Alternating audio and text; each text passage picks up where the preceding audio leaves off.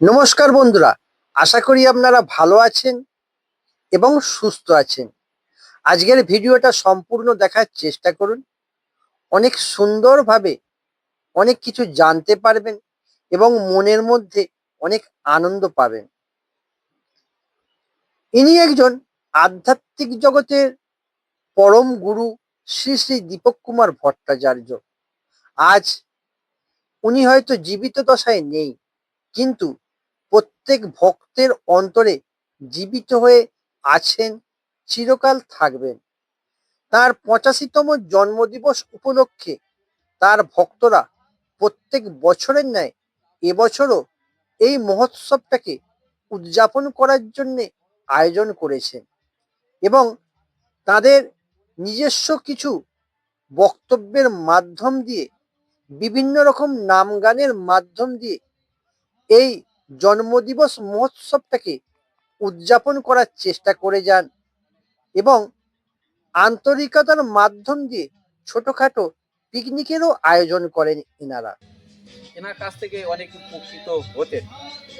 এছাড়াও উনি অনেক কিছু লোককে গাছপালা বা ওষুধপত্র কথা বলে দিতেন।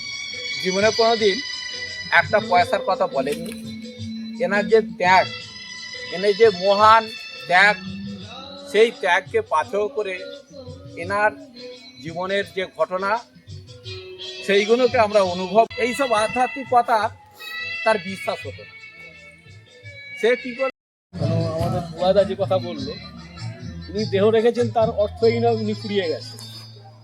কারণ উনি দেহ রাখার আগে আমাকে বলেছিলেন, বেশি দিন না, 2 সপ্তাহ, যে আমার যে ভক্তরা রয়েছে তারা যদি আমাকে স্মরণ করে ঠিক এক মনে, আমি তাদের ছাড়াবো।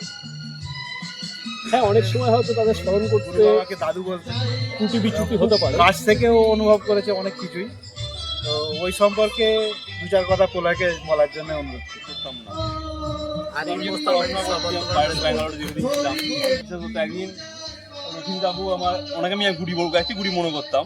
তো আমরা একদিন এলাম, তো আসার পর থেকে দাদুর সঙ্গে কথা বলে মানে আমার জীবনটাই বদলে গেছে। মানে জীবনে আসল মানে যদি টাকা রোজগার নয়, যে আধ্যাত্মিক লাভ মানে ঈশ্বর লাভ, সেটা আমি মানে দাদুর কাছে শিখেছি। এবং আমি প্রায় মানে এমন দিকে আছে প্রতিদিন এসেছি, প্রতিটা দিনই এসে এখানে বসে থাকতে গল্প করতে, কাজ করতে করতে আবার করে চলে আসা, রাত্রের দিকে বা সকালের দিকে, মানে প্রতি এমন আছে একটা বছরে একটা না প্রতিদিনই পাই এসেছি আমি। মানে আমি যে ভগবানকে বিশ্বাস করতাম না বা আধ্যাত্মিক মানে আমি যে আদর্শ ছিলাম, কিন্তু স্মরণ করলে উনি যে সাড়া দেন, আমাদের দাদা বলছিলেন কথাটা সত্য। আমি শুধু এইটুকুই বলি, প্রত্যেকেই ওনাকে স্মরণ করবেন, বিপদে আপদে সর্বদা উনি আমাদের কাছে আছেন এবং থাকবেন। ওনার অত দ্বিধাবোধ করছিস কেন? তুই প্রথমেই আমার মনের কথাটা উনি জানিয়ে দিয়েছে, তখন থেকে বুঝতে পারলাম। তার এই জন্মদিবস উপলক্ষে ভক্তরা তার প্রিয় খাবারগুলি তারই ছবির সামনে সাজিয়ে দেন এবং পরে এটাকে মহাপ্রসাদ হিসেবে তার শিষ্য সেবা করেন। প্রত্যেক বছরের ন্যায় এবছরও খুব আনন্দের সঙ্গে নাম গান এবং ছোটখাটো পিকনিকের মাধ্যম দিয়ে তার জন্মদিবস মহোৎসবটাকে পালন করার চেষ্টা করে গেছেন। তিনি সবাইকে অকৃত্রিম ভালোবাসতেন। মানুষের উপকার করাটাই হতো তার ধর্ম। অনেক মানুষের সমস্যার সমাধান করেছেন একটা নির্দিষ্ট জায়গায় বসে। তিনি চোখ বুজলে বুঝতে পারতেন কে কোন সমস্যায় পড়বেন, কে কোন সমস্যায় পড়েছেন।